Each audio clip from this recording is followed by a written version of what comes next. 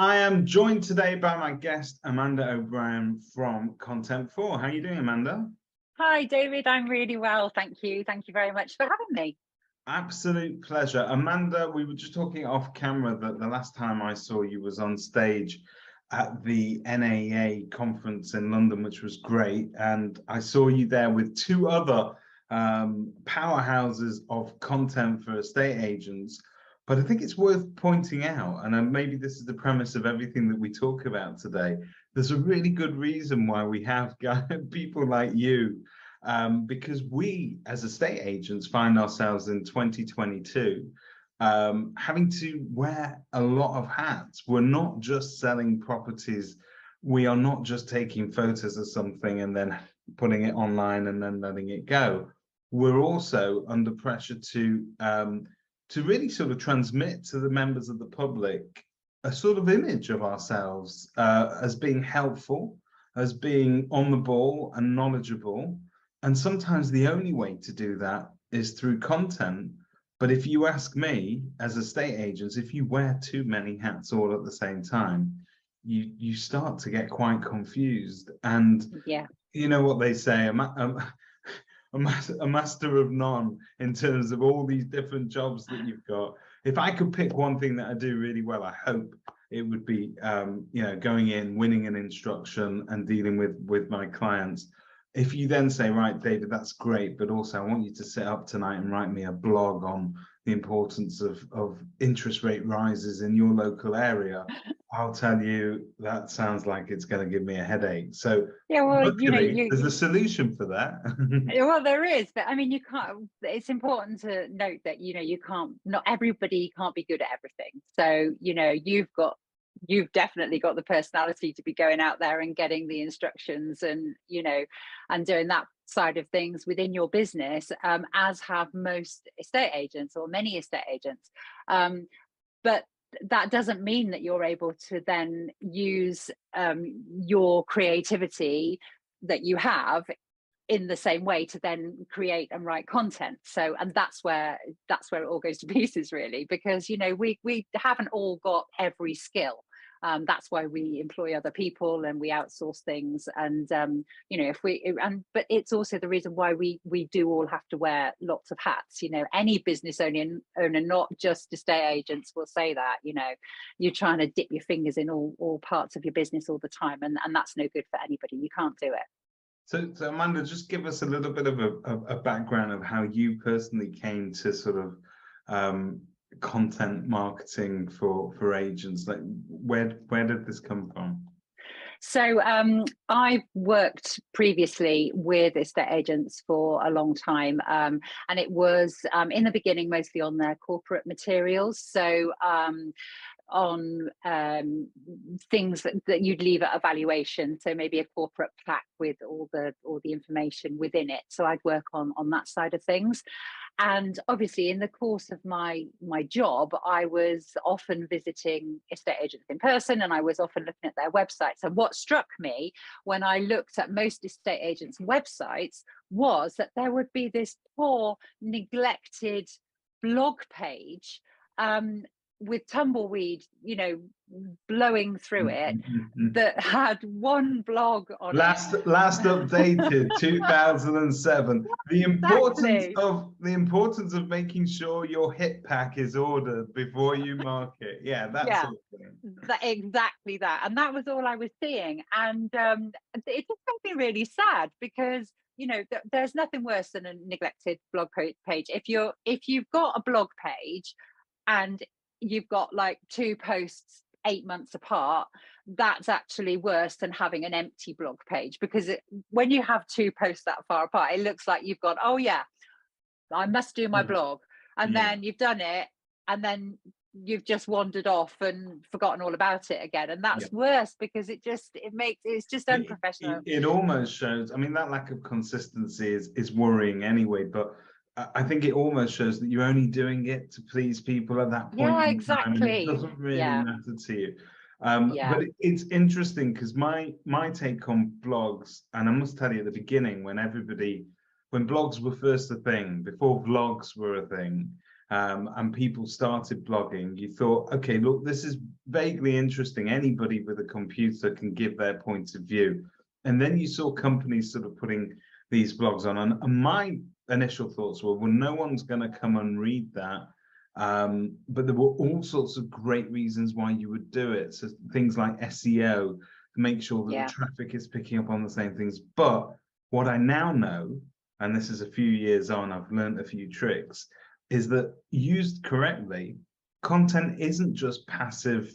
Blog content and vlog content isn't just passive SEO bait.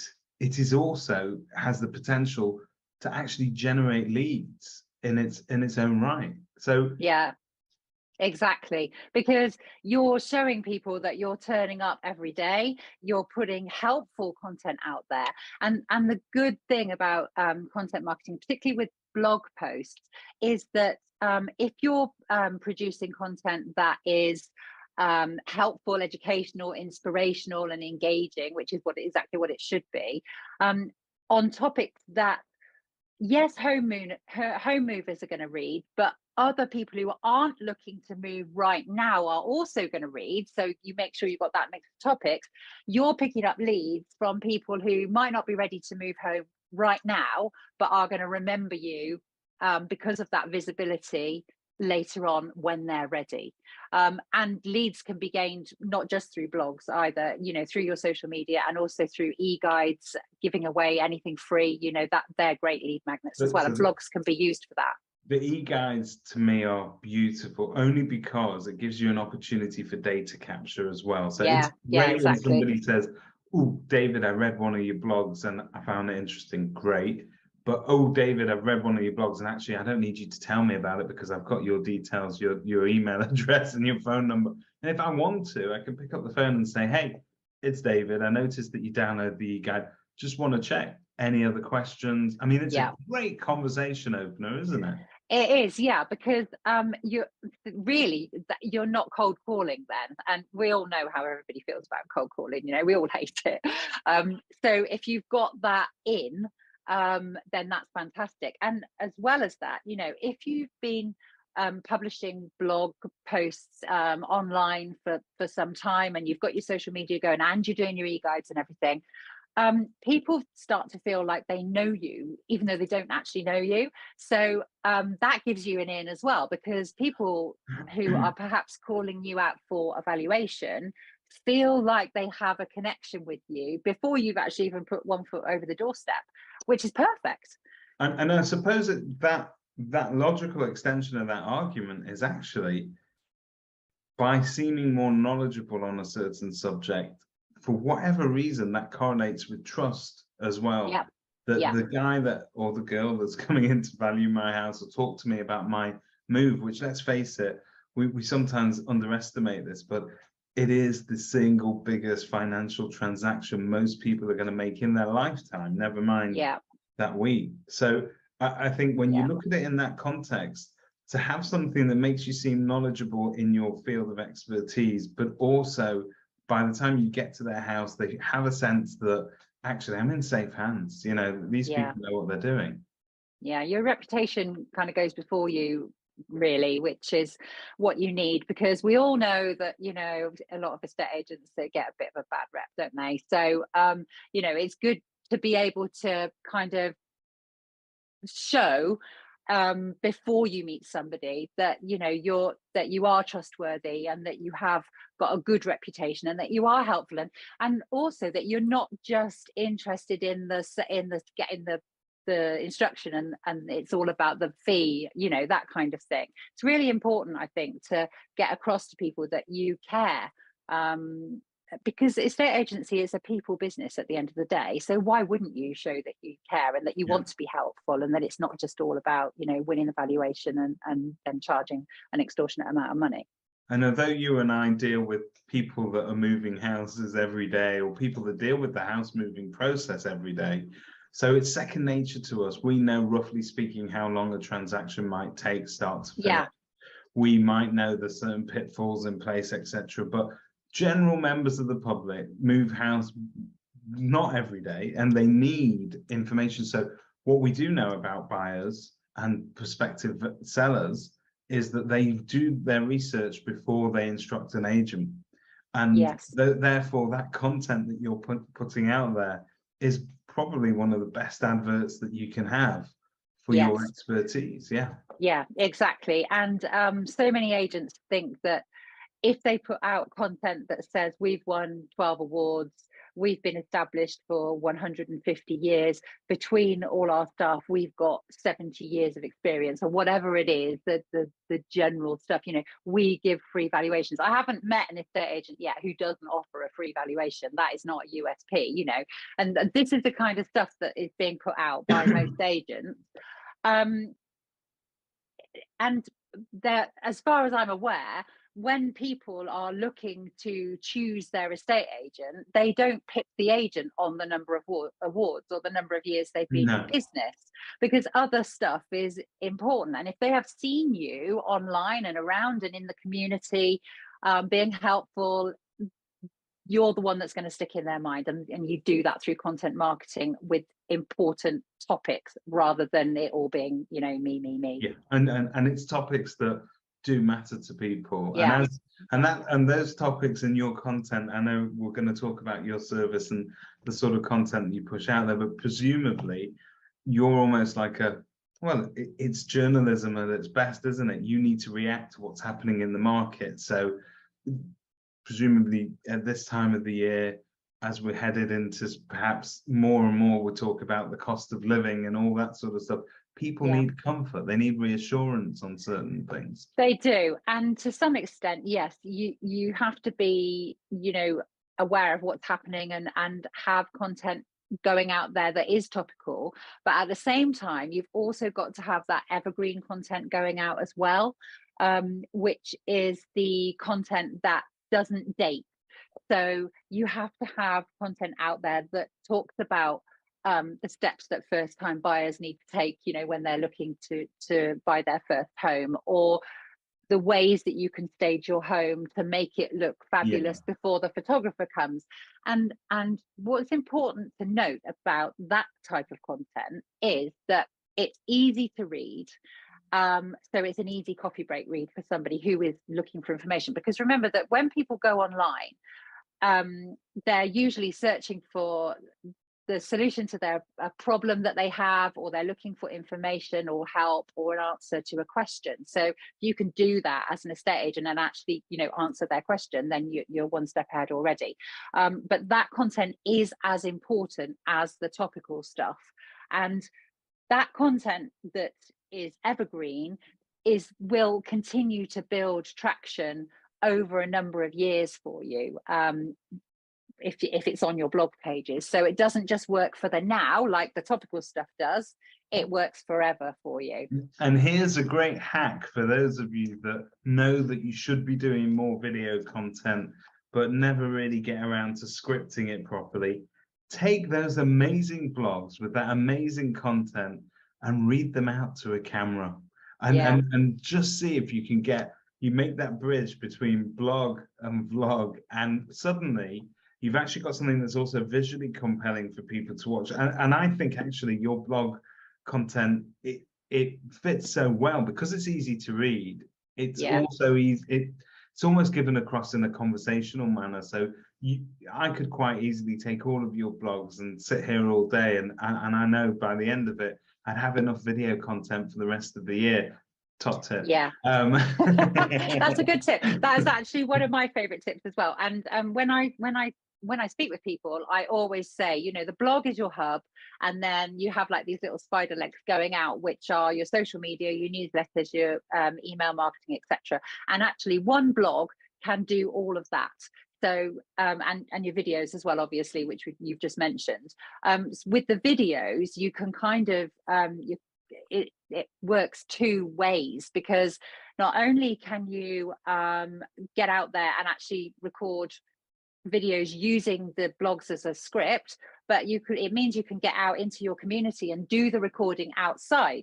So that means then that people start to see you around, and they'll be like, oh yeah, that's such and such from XYZ estate agency, you know, and they get to see your personality as well. I think it's great, and you know, if you were to buy one of Amanda's area guides, for instance, why not go and stand outside your, well, you don't want to stand too close to your local school and film, but, No, you know, not school, maybe. but if you were to, you know, for argument's sake, I live in North Manchester here, so one of our very sort of visible local landmarks is Heaton Park. It's a massive municipal park, and if I just went and stood in the middle of the Heaton Park and went, and here is my area guide for Prestwich, you can download it here. It contains loads of facts about local schools and all the sort of things that you could expect.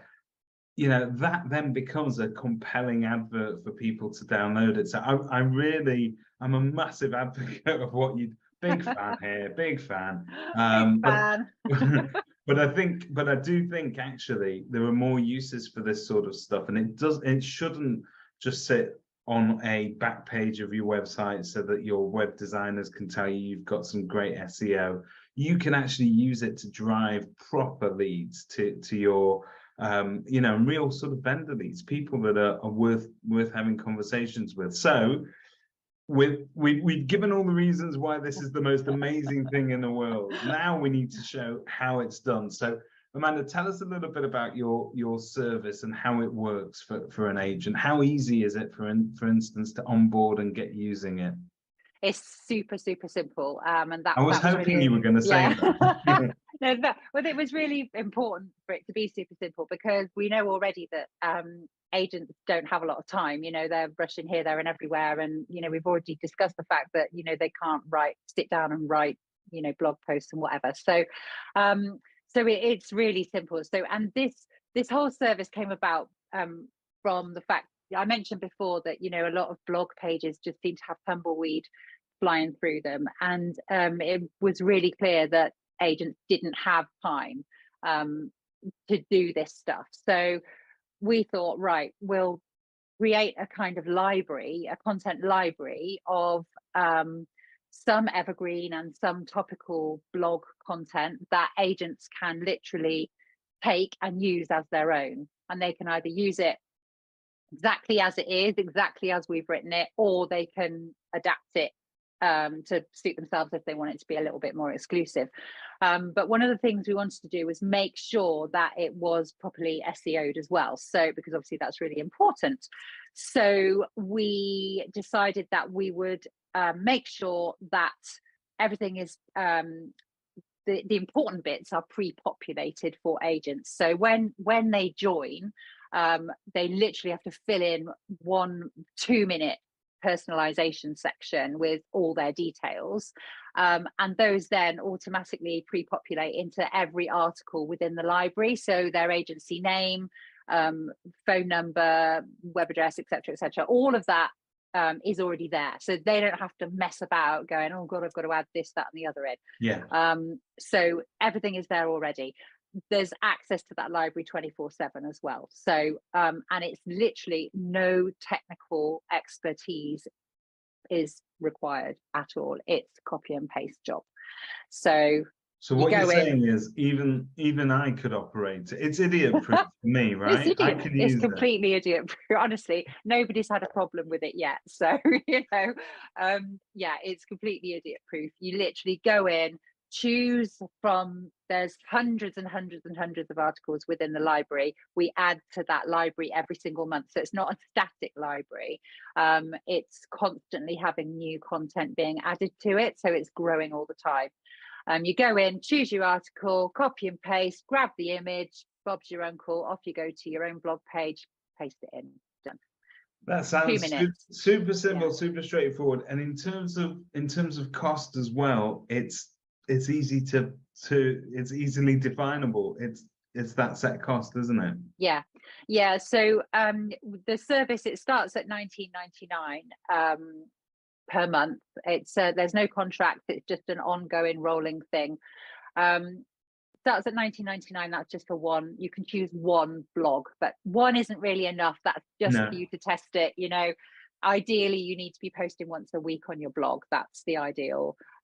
So for a month is $49.99. So it's still, you know, it's totally it's still fantastic value, yeah, isn't it? It's like, it's less than your morning, you know, Costa or Starbucks or whatever, you know, per day. I think the way that agents need to calculate it is how much is an hour of your time worth, and how much is it going to cost you to actually Yeah, sit there and write this stuff yourself. Some agents have got a tremendous talent for this sort of stuff and might be able to do it. But yeah. still, I'd imagine if part of our marketing strategy as agents is consistency, you can't rely on always having the time to do it. And so No. outsourcing this sort of stuff to somebody who is a safe pair of hands and can be relied upon, I think is an absolute godsend. Where were you 10 years ago? This is what we needed. This is what I know, but the problem was that 10 years ago, the online visibility wasn't as important. true. Yes, it was important, but it wasn't as important. And what's actually happened is, if there's one thing that has come from the COVID pandemic, is that so many agents now have realized, because they were all like rabbits in the headlights, oh my God, I've had to shut my office. How are people going to know I'm here? Because they had no online content going out. And that's where everybody was, of course, during the pandemic. They were all online, and they're still all online, and that's just going to get bigger and bigger and bigger all the time because things keep evolving. So yeah, it is. Back then it wasn't needed as much as it's needed now. So is this service available to all agents? Are you area specific, or does it, or literally can anybody access this? No, anybody can access this. We deal mostly with independent estate agents rather than the big corporates, only because it's the ideal service for independent agents, because they are the ones that don't have the massive marketing Resources, departments yeah. and resources. Yes, exactly. So yes, anyone can use it. We don't shut off the areas per agent, so it's not done by postcode, etc. Because we wanted everybody to be able to access this, hence the price. It's a lower price point. But what we do, because obviously we don't want people putting out the same content as their neighbor, so what we do is, if you were a subscriber, when you log in, you see the library in a real randomized way. So what you see when you log in isn't going to be the same as what I see when I log in, or the next person sees when they log in. And what that does is it means that if you're really, really lazy, or if you're in a rush, and you just go, oh God, I can't be bothered with this, I just need to get an article for today, and you choose the first article on the list, even if every agent did that, it would be very, very coincidental if you all picked the same article. So clashing doesn't really happen. And touch wood, we have never had a clash yet. So it's all good. I think it's fair to say there's a fair few of us out there. So I think there's more than enough content and more than enough agents really to sort of get that varied mix. Exactly. And I'm not sure it'll be the same as just sort of always turning up wearing the same thing as the other person. But maybe you can name names, maybe you can't, I don't know. But can you give us an example of somebody, one of your clients who has used your services and absolutely sort of smashing it for results? I don't know whether I should name names or not. I don't know. Well, tell us the story and we'll guess the name, okay? Okay, you won't be able to guess the name. I'll tell you the story. So this very lovely gentleman estate agent, based in Sussex, so he used to pay quite a few £1,000s a month for his content, and he was using various different ways of doing it, but he was trying to write some of it himself and whatever. And we had a conversation, and he said, right, so for 50 quid a month, if I can, I can get these 4 articles a month, and then I've got a lady in the office, she can post it all for me and make it into social media and whatever. So for 50 quid a month, I can do all this and get all this out there, instead of paying thousands of pounds a month for what is effectively less, because the company he was with before weren't posting that much, and they weren't giving him many blogs, etc., etc. So he didn't have enough content. But he'd said to me, worried about overwhelming people with too much content. And I said, well, let's get one thing straight, there isn't such a thing as too much content for a start. So he really ramped it up, basically started doing 1 blog a week, and he used those blogs exactly as we've said to copy over into his social media, etc., etc. And his Google ranking more than doubled. It went from 12, I think it was, to 27 within 8 weeks. So he was really pleased with that as well, obviously, because he'd been, first of all, he'd been doing it. Pay a lot of money for that, wouldn't you? Yeah, really? Exactly. Yeah. And that was just through, I mean, he's actually ramped it up a little bit more since then and gone to 8 blogs a month, because that's kind of the optimum. So putting 2 out a week now. But yeah, he was surprised, I have to say, but he was impressed with how much he'd saved and what he could get from us, you know, and to get those results just from doing extra blogging. I come across so many agents, you know, sometimes at Kerfuffle here we're asked to sort of give, we had an ebook on social media, and it's simple. It's all about, you know, seeming knowledgeable, putting content out there, but you need the content. Yeah, so you've got those content writers that can offer you for effectively 50 quid a month. You can completely revolutionize the way that people see you in terms of how your client-facing images. I think you come across as far more knowledgeable, and there's so many different uses for this content, and there's so many places that you can put it. So for argument's sake, you might put all your landlord-based content on LinkedIn because they're more analytical. They want hard facts and figures. You might go for soft, 10 tips on how to present your living room to buyers. You might put that more on Instagram. That might be that kind of audience. So if you're clever with it, there's enough there for everybody, isn't it? Yeah, absolutely. And, I'm all about repurposing. And I touched on this earlier, when I said the blog is your hub and then everything else kind of comes out from there. That's the way to do it. And you can save yourself so much time that way as well, because you've already got the main event, let's say, and then you've just got to do everything else from that, and it doesn't take that long once you get into a routine. And you can schedule stuff as well. If you schedule your blog posts in the back end of your website, do it at the beginning of the month, and then you could schedule your social media as well. That's time freed up then for the rest of the month or the rest of the week. But if you are going to schedule, this is the one thing I always say, it's really super important. If you're scheduling social media in particular, you can't just schedule it and then, disappear for the rest of the month. You have to be present, because a part of all of this is engaging with people when they see your social media and when they comment. Yeah, exactly. So and also being able to perhaps sort of adapt and react to certain world events. I mean, just look at the events of the past couple of weeks in terms of, you've had a change of prime minister, but you've also very, very sad death of the Queen as well. We all took one look at our content and thought, hang on, we need to be extremely careful this week.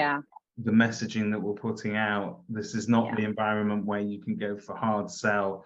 You don't want to upset anybody. And as agents, I think we all need to be very mindful that we are producing content, but then you become a little media company. So you need to just be careful how far you go with this stuff. And it's super important. Yeah, exactly. And, it is difficult when in situations, like we've had with the Queen, it's hard to know what to do and what's the right thing to do, and whether you should back off, or whether you should back off completely, or whether you should just go a little bit softer, or what do you just carry on, because it's an unprecedented thing, isn't it? But that's where things like the evergreen blogs can come into play, because they're easily adapted as well to become topical. So I think, for example, I put out a self-care, it was a post rather than a blog, but I put out a self-care post on my own social media earlier this week, because people are feeling down and they don't know what to do with themselves, and it's hard. It's so true. I mean, I think about it, even our kids got sent home from school with letters that said, look, your kids have got questions, all kids have got questions about this event. They want to talk about it. and I think a self-care article or post or anything like that at this sensitive times is always good, and that's actually perfect. evergreen content as well, isn't it, really? Yeah, exactly. And I had an agent ask me the other day, because within the content library, I'm always open to suggestions for articles. All the articles and blog posts, they do get researched, and we're only putting stuff in there that we know people are searching for online. But if someone suggests a potential topic that they'd like to see covered, we'll always try and accommodate. And one estate agent who's a subscriber, she asked if we could do a blog post on mental health for first time buyers. And you know what, it was something that I'd never really thought about before. But then I thought, of course, first time buyers, they're like rabbits in headlights, aren't they? Because they don't know what they're doing, what to expect. It can all be so stressful. And anybody that's tried to buy in the last 2 years with the friends who've been out there, it's most of us don't like rejection, but imagine having all your offers turned down as well, whilst also trying to find somewhere to live. Exactly. So we did the mental health post, and that's a really nice evergreen post as well, that agents could, it'd be good for putting out this week, with everything else that's going on as well, because it's not, the thing with blogs is that you should never be trying to sell anything anyway. That's the point. It's educational, inspiring, entertaining, engaging, but sometimes you even have to go one step further back and just be completely like, I am here to help you. I know how you feel, and have some, empathy, and really show that, which is what is required this week, definitely. Really fascinating stuff. There's so many different ways that you can use this content, and now there is no excuse for anyone watching this to have tumbleweed blowing through their blog section on their website. Do not let Amanda catch you out, okay? Get on it today. And for what isn't a great investment, I mean, it's probably one of the best investments you'll make, but it's not a great deal of money. You have options, and you've got enough content there to really sort of keep your marketing fresh and alive. Amanda, thank you very much for taking the time with us today. Thanks, David. It's been really nice of you to have me here. I've really enjoyed speaking with you. Thank you. Pleasure. Thank you.